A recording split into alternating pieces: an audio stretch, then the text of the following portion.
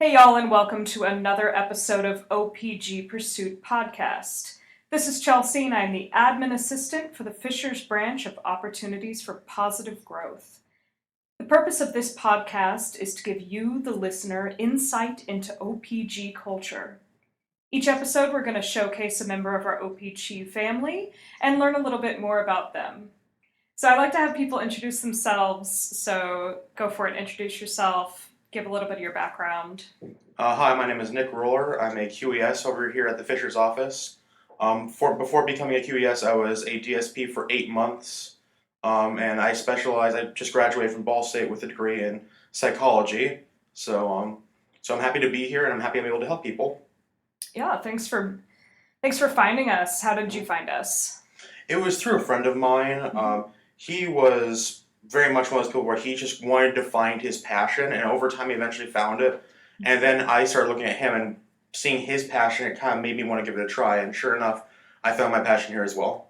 And I've been told you have a little bit of an interesting backstory. Can you go into that a little bit? So I'm actually on the spectrum. I have Asperger's syndrome, and it's pretty mild, but when you're a child, especially during the critical period of development, it's a lot more noticeable, or at least it was for me. And so when I was growing up, it was very, very difficult because I went to a private school. Everyone knows everyone. There's only 20 people in your classroom. So it's very, very, very noticeable if anyone's a little bit different. And I was. And also, it didn't help that I was technically the poor kid because this is a very nice private school. My father was head of music ministry, which is the reason I was able to get there. So there was a lot of reasons for, well, at least people thought they had a reason to look down on me. I ended up going there, and they believed heavily in the idea of not just like being better than someone, but to do so to basically defeat them physically and mentally. And so one day, these bullies come to me, and I'm just the oblivious kid playing with the mulch on recess, and they say, "Hey, Nick, we want you to be friends with this kid, so you can be friends with him too." Over time, I learned that was supposed to mean that I was supposed to tell all of his secrets to the bullies, so they could basically destroy him mentally, not just physically. And I wasn't having it. I said that you're going to have to basically go through me first. And so for about a year and a half to 2 years, I used to just take the beatings, and I would just, my parents thought that this was like the period of time where, you grow distant from your parents, that I don't need you, I don't need anyone phase. So they didn't think much of it at the time until we went to Myrtle Beach, and they noticed these lashes on my marks. They used to take their belts off, and they would whip me with it buckle first. So I actually have puncture marks on my back. I've also had some internal bleeding. I have 3 artificial teeth in my back molars because they were knocked out forcefully. Lots of stuff, lots of bad stuff. You go to another school, but you're too afraid to really talk to anyone. They were very good people at St. Louis de Montfort, but I was just, you when you are in survival mode, you don't know how to thrive. And so I just went on. My fresh start happens at Hamilton Southeastern High School, at least it was supposed to. When I got there, my sister was just found out she was pregnant, and she was one of those I can fix some relationships. So the person she was with is already not a popular person. And so therefore my sister wasn't popular, therefore I'm not popular. And they can't hit the person who's pregnant, but they can hit me. And so that's basically what happened. And I basically keep my head down for years. From about 5th grade all the way up to being a junior in high school, I keep my head down because that's what I've learned to do. Until one day I'm in study hall, and there's a person that comes up to me, and this guy, this is when I'm still judgmental because I'm very much in survival mode. Looking back, I regret it, but for reasons you'll find out in a second. Some guy comes up to me, maybe 6'4", 230 pounds, big old beard, biker shirt with rhinestones, chains on his jeans with bullets that are like skulls attached to it. Guy looks like he could decapitate me with a butter knife. Okay. And I'm playing chess on a Lazy Susan. He just looks at me real hard, grabs my pawn, moves it forward, and then he sits. And I'm just like, oh no. And I'm terrified. And then we start talking, and I notice something in his voice.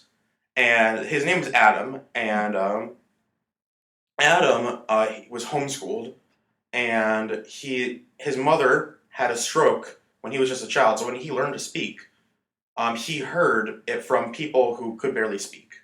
So he has a speech impediment. And the reason he dresses like that is because he's heard all these horror stories, and because he knows his speech is off, he's so afraid of other people that he'd rather be alone than be bullied. And this person ended up being the nicest person, and that was one of the big things that just shaped my life. Then, in about a year, the same year roughly, I got diagnosed with Asperger's, and it changed my life because one big thing leading up to this, I used to come home all the time from St. Louis to Montfort, and after going to a behavior specialist, I would try and help me out, but didn't know I was on the spectrum. And they would do the one mistake you should never do, and that is you never just ask the guardian, always ask the individual. Because I was basically being taken to a small room where they bark at me for 45 minutes. Then I come home sobbing every day and say, "What's wrong with me, Mommy? Why aren't I good enough?" And then one day, someone gives me the answer, "There's nothing wrong with you."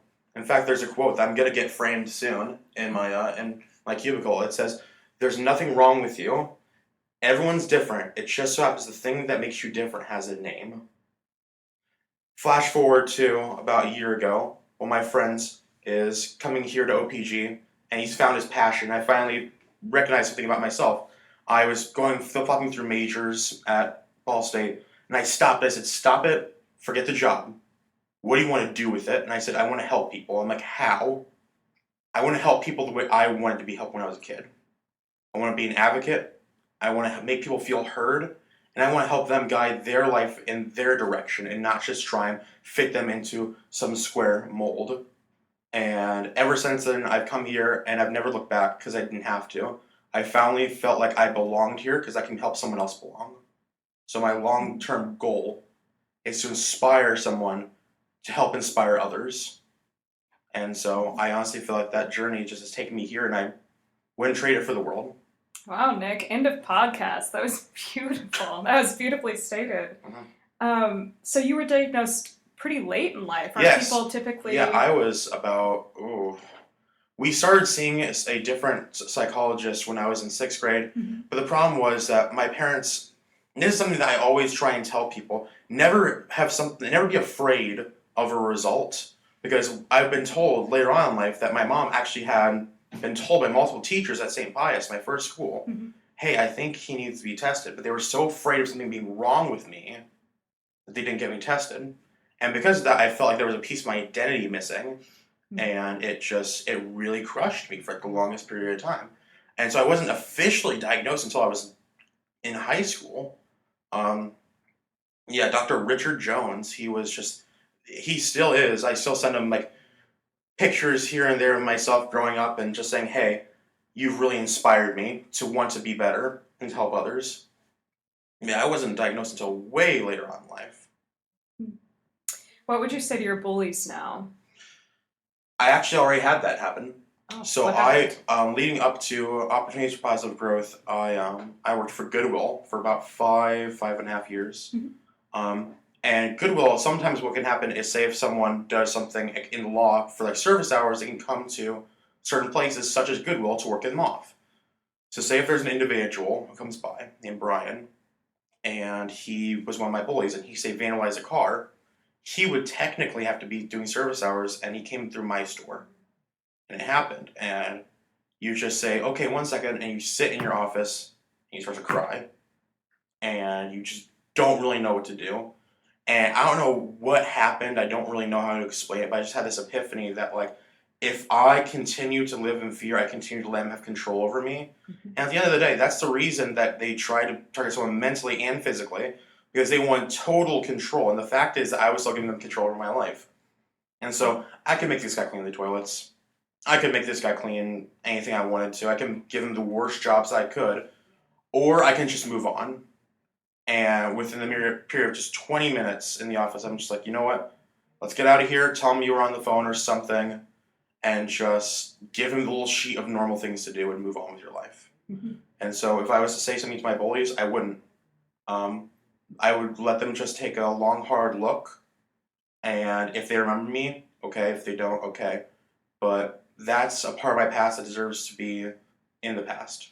Yeah. So letting people take their own reins. Yeah.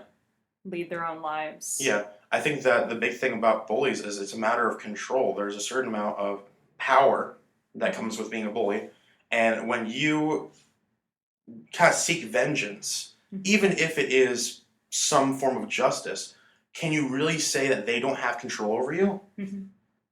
What I learned is that at the end of the day, maybe not forgiveness, but at least moving on or moving past things, not necessarily forgetting, but moving past things, that is the way to defeat your bullies, or at least defeat your demons. Yeah, and would you say you're an advocate for other kids that are bullied? Absolutely. Do you notice anybody that you work with that have been bullied or are bullied? Luckily, not that much that ish. I have certain individuals who have certain senses, like where they have been abused or neglected, but not in the sense that I was. It was through either, unfortunately, there are family members. Unfortunately, there are times of just misunderstandings where they just don't want to understand the individual I work with. But luckily, I haven't had to experience anything in the workplace as far as that goes. But outside of it, I know plenty of people who I've helped. Because one of the things I used to do, I used to be a singer. And I've taught people to kind of express themselves a lot more. So one of the people that I know, she used to be picked on in choir class, and I remember I gave her music lessons, and she actually got a solo from the person that was her bully. Like that person was like normally the top prized, dog. yeah, exactly. Yeah. And suddenly she wasn't on the card Oh, no. for her solo anymore, and she became this person who I helped became a lot more respected. Actually moved up to a different choir. Wow. And actually kind of got them both to express themselves and get them out of that situation. So I'll always pride myself on that kind of thing. Yeah, that's something to be very prideful about, is finding somebody's strengths and then utilizing your talents to help elevate them to the next level. Absolutely. I'm a firm believer in the idea of the universal prodigy, as I like to call it. Basically means everyone is good at something. The question is, do you know what that something is? Do you receive an opportunity? And do you seize it? So even the people we hail like celebrities to this day, they're not bigger than anyone else. It just happens that they hit the little hat trick. They got the trifecta of things they needed to go right. But I believe that every person's good at something to a degree, that everyone's going to be equally awesome. So if you can find that thing and unlock some potential, you can help yourself and others so much. Yeah, no, I'm 100% there with you. That's awesome. Can you tell me a little bit about what a direct support professional does and why they're important? Direct support professionals, they do a lot of different things for the individual. They're more than just staff. They help out with just life goals as well. Because many times staff will just come in and they'll just do their thing and then leave. A direct support professional, they have a lot more things. We get to know the individual a lot more and point them in the direction they want their life to be going. That's what OPG does. We're not just here to be here. We're here to help and to help these people move forward, and also to the best degree that they can be self-sufficient. And so I think that DSPs are more like the infantry as far as that goes. They're the first line. They're the people who are in there making these visions between everyone involved, the team, the individual, the guardians, everyone. They help guide individuals towards this better life. What do you want people to know about people with disabilities? There's not much to say about knowing people about disabilities because each individual, the keyword there is being individual. The one thing I will say that I want people to be more aware of is the idea of political correctness versus identity. So we have person first language, which is very important. But one thing that I thought was really interesting is I recently got interviewed somewhere else, basically just by some person for their school project. And halfway through I said, I am autistic, and they corrected me. They're like, no, you're a person with autism. I'm like, ish, that's correct, but I see it as a part of my identity. And that's the thing. Each individual is different. And so to have a catch-all kind of idea of how you should address one another, it actually kind of is paradoxical. Because on one hand, we're trying to be respectful, but on the other hand, we're also making an exception. So can you truly say there's equality there? Right, yeah. And so I think that the best way to go about it is just have a universal thing, not just with people with disabilities, but just how you address people. Whenever I come into a home, I address them like any other person, and if there's an exception that needs to be made, I'll be informed of it, either by the individual or a staff or something along those lines. But to come in with an assumption that you need to do X, Y, and Z to make this work means that you're already treating them unfairly. So if I was to have one thing that you need to know about people with disabilities, is the key word there is people. Figure out the rest of it later. Mm-hmm. Yeah, and I think that people that are ableists don't necessarily recognize that they're making a mistake when they're using like person first language, or they think they're making accommodations that are... It's not always like person first is a good thing, but what's not okay is to make it such an aggressive point that you treat someone differently. So there are certain points where like I'm able to say I am autistic versus you go with these 3 extra steps that make it so noticeable that the person ends up feeling alienated. So you just want to make sure that you treat them, an individual and as a person. Yeah, and for somebody to correct you too, and you're like, this is how I want to be identified. Yeah, so it's like, oh, you think you know what you want, but you don't. So here, I'm going to tell you about you. I'm like, oh, neat, okay. I've known you for 20 minutes. This is fascinating. Right. And so I've lived my life for X amount of time. Wow, I've been doing this for like 21, 22 years now. Right. You've known me for 20 minutes and you're the expert. I got to listen to this person. Yeah. Fascinating. So. Oh, yeah, I always love that. What do you love most about your job? I love the way it starts and ends is the same way, with a smile, with me and the people I support. Because many times when I come in, I like to pride myself on being the breath of fresh air. I like to be the person that comes in there and really tries, and I think that everyone does. But each person, like I mentioned before, has a different way of going about things. My way of trying is that I try and feed off other people's vibes and go accordingly. So no matter what happens, I want them to look at me like, thank you, someone who understands. And so many times when I come into a home, I'm met with the same thing, a smile and excitement. And if I'm not, I know that there's work to be done as well. Regardless, I come into the day and end the day the same way, and that is the way that they do. And that's what I love most about my job, is just being able to resonate with other people. What are some small things that make your day better? Small things that make my day better? Definitely the smile. Definitely the idea of like them getting excited. That's my big thing that I look for, is things that excite the individuals I'm with.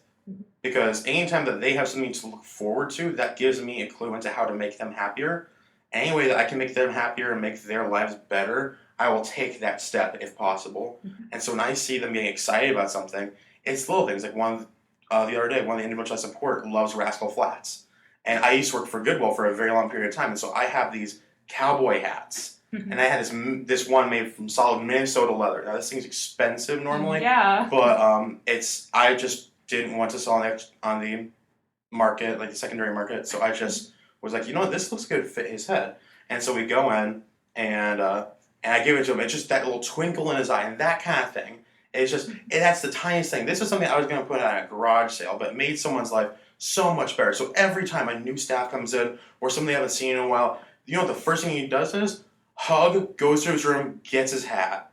And that means the world to me. Anything that make them excited, those little things that are important to them is what's important to me. Yeah, and that's also creating an identity for him too, right? Yeah. It's just a physical representation of a part of who he is. Absolutely. So that's great. Yeah. And he'll get to wear it at a Rascal Flatts concert. Oh, absolutely. So that's always exciting too. Yeah. Nick, what is your dream? It can be professional or personal. My dream, for the longest time, has been just to try and inspire others to want to inspire others. I've always loved the idea of being the pay it forward kind of person. If I can make someone's life better, that's great. To make someone else want to make someone else's life better, make someone else care about others, and really go out of their way for another individual, that's what makes the world go around. If I can not only just make someone else's life better, but make someone else want to do the same, it's infectious. We start helping each other, we start creating better people, and by creating better people, that's plural, you start eventually just amassing more and more and more good people. So you can surround yourself with better people and you can yourself have a better life, but also you can share that with everyone else. And that's truly something to be, happy about. And so my goal, my dream, is to make this world a better place the only way that I know how. Giving smiles and making other people want to help others. Yeah, that's awesome. What's something that is coming up that you're looking forward to? A lot of things just pass. One of the big things I'm looking forward to is that I'm a Magic the Gathering player, Mhm. and I tend to travel quite a bit with a bunch of the people I play with, and we're going to be going to a bunch of these small local tournaments very, very soon. And for those that don't know, like myself, what is Magic Gathering? Magic the Gathering is a trading card game that started about 26 years ago. It's a competitive trading card game. Pokemon, Yu-Gi-Oh! Are kind of based off of this. Okay. And it's done at a professional level, and I play on that level. And so I go to these tournaments where you can win thousands of dollars. So, for example, I just paid off my student loans in 8 months because of most of my winnings. It wasn't like the full tuition, but it was still like pretty decent chunk of change. Mhm. And so you can really, if you do the thing and you do it right, and you really just take time and effort into it, you can do well. And the thing that I've noticed about that game is that I'm excited not just for like the opportunity to play, but take for example this. I went to one of these big tournaments once, and I was in Columbus, Ohio, and Yuya Watanabe sat down next to me. This is an individual who barely speaks English, but is a very, very respected player. At least he was. But we didn't have to really say much. We could just point. His cards are in Japanese, but I just recognize what they are. And the fact is, any walk of life can sit down, respect each other, and play a game. And also, it's very thought-provoking. I can't tell you how many times I've played that game and end the night just after like 3 rounds with an absolute blazing migraine because of just how much intense your it can brain be. is working. I remember once I was in the finals of, it was GP St. Louis, I believe, Grand Prix St. Louis. My opponent was stone-faced. I could see a poker player just flicking some cards back and forth, and he gets a nosebleed from concentrating so hard. That, first of all, that is the most intimidating thing I've seen in a very long time. That's like 11 from Stranger when you're just, Things. you're just looking at each other and you're just like, well, what are you gonna do? He's like, just really just concentrating, eyes open. He probably hasn't even blinked in like 2 minutes. And then you see the blood, and you're like, what the heck is going on? Right. What is this guy? And so I'm looking forward to going on more of these different travels and just going off and playing that game because Where I are get you to meet hoping all you travel to? well, one of the places that I was hoping to get, I was very, very close, was there's these things called Planeswalker points. Basically, the more you play, the more points you accrue. More points you accrue, eventually you can get to these bigger tournaments. And I was very, very close to actually getting a trip to Barcelona. Ooh. And so that one has passed. Now this next one I believe is in Cleveland. Quite the difference. Yeah. But if I get to Cleveland and I do well in Cleveland, then I go to the next term, which I believe is in Tokyo. I'd have to check on that one. Wow. But yeah, I'm just really hoping to do well there. But most importantly, I hope to meet some interesting people because everyone has a different strategy, their different game plan. And the interesting thing about it is I feel like it's just the way you should approach life. Just because someone's different doesn't mean they're wrong. And the fact is, you're not just like looking at like, oh, okay. You're actually intrigued. You'll ask someone after it's all said and done, like, so why did you choose that? I want to understand. And that key phrase, I want to understand, is something you should take to everywhere in life. And that's something I really respect about the game and also just the people inside of it. So I just want to get to know more people. I can only do that through playing. Let's see. What piece of media, like a book or a movie or a TV show, changed the way you viewed the world? Oh, now that's a thinker. Yeah. I could probably say it was, so it's actually as corny as it sounds. I actually saw it in science class. It's one of those things where basically it's finals week and the teacher just does not want to do anything else. Right. And we watched a movie called Pay It Forward, and it was very, very simple. Some kid just saw the world in a different light than everyone else, saw they had a lot of things where it's the little things in life that really help other people and it brightens their day. Like, say, for example, when you go home tonight and someone says, oh, how was your day? If you mention that little tiny thing that made you happy, they're like, oh, yeah, that resonates with me, too. And he just built an empire around just, hey, doing little things for little people and seeing what happens. And he saw someone else who was being bullied in school, and that resonated with me as well, and he kind of stood up. And there was a bunch of things that happened in that movie. I don't recall all of it, but I remember just, like, that idea of, like, the little things that mattered so much to other people and just basing their life around it made him more complete. And that's really where I've taken my life, and I see myself now. So, yeah. What's your favorite holiday? Probably Christmas. Yeah, probably Christmas. I will say this because it's very easy for me as far as like not Thanksgiving because many people on the spectrum have hypersensitivities. Mine is towards taste and texture. So when I go to Thanksgiving and everyone's they're mixing everything together. Oh, I can't eat anything. I can't eat turkey. I can't eat mashed potatoes. I can't eat gravy. I can't eat stuffing. I can't eat cranberry. It's literally just the pumpkin pie and rolls. And I'm sitting there, and everyone's like, "Wow, isn't this so good?" I'm like, "Yeah, must be nice." And so everyone's like, I think it's really funny because like I'm a big guy, and everyone's like, "Oh, you must love Thanksgiving." I'm like, you'd think that, but you're wrong. And so I just go to Christmas because that's the one time where people bust out everything in the kitchen sink.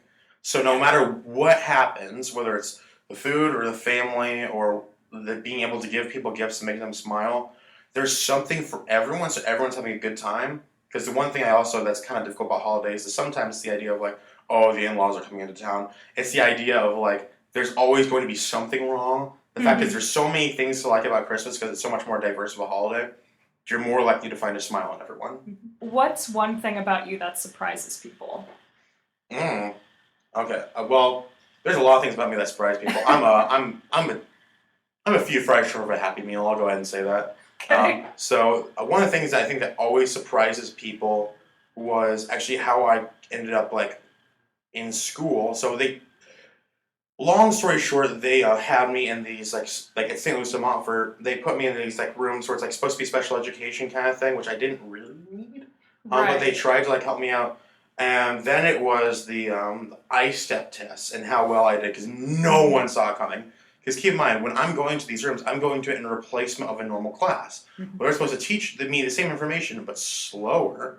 And so I would just sit there with my textbook and I would just read through. And then I remember it just happened out of nowhere that suddenly I'm the smart one within like the period of weeks. And that's the one thing that always surprises people is like if you meet me like recreationally, like outside of work or like that, I'm a really goofy person. And so I'm one of those guys where I just really like to make people laugh. And so when people hear that like this guy's also the guy who was like a very formal person where he loves to sing opera and he loves to do these like mind puzzle kind of things, and he learned calculus before 8th grade and things along those lines. Like everyone's just looking at me like, wait, that guy right there, just making sure. And so, yeah. That's awesome, Nick. Yeah. Sure you had a lot of people coming up to you asking for help with school. Yeah, it was weird though because every single time that I do something like as far as like school goes, my way of remembering things and getting through it either comes naturally to me or I have to come up with a really weird way of going about it. So for example, I was trying to help my two nephews with addition and subtraction the other day, and it was we were going by nines, we were counting by nines, and I just said it's that number less than 10. It's 10 times that minus that number. Right. So for example, say it's 30, like say we're trying to like 9 times 3, and we're trying to count by threes. I'm like, okay, if you're going to the 9th time, just go 30 minus 3. And they're like, huh? And I'm just like, it makes sense once you know, right, but otherwise, it's really hard to teach people that way. Yeah. Because I taught myself a lot during school, and so you're just trying desperately to figure out a way to make it work in your own head. And sometimes it doesn't work with others. So then suddenly I'm the smart guy, but I can't share it with anyone else. Was really weird. Right. So. Yeah. Nick, last question I'll ask you. What do you love most about yourself? About myself? My ability to make other people laugh and feel joy. Because at the end of the day, I think that's what we're meant to do in general, is there's no such thing as much as there is the individual, there's no such thing as every man for himself. Anyone who does that, you tend to think about them, think back to them, I see most of them as very cold, very much one of those, like, I don't need anyone. It's almost like that harshness of the world. But when you look at all the people who are really happy with themselves and really happy with the lives that they lead, it's because they've been able to interact with others and touch other people's lives. And so if I can go into someone's life and make it better, whether it's through joy or laughing, that's usually what I have to try and do. Nowadays, I'm trying to be more like helping them advocate for themselves. It makes you feel like a more complete individual. And so the thing that I love most about myself isn't about myself. It's my ability to more or less help others, whether it's helping them reach their potential or just giving them a short-term kick of joy. Well, Nick, it's been a You've been a breath of fresh air, like you said earlier. So thank you so much for your time and talking with me, and I think everybody is really going to enjoy this episode. Thank you. I really hope so. Yeah, I think so. Till next time, y'all. Bye.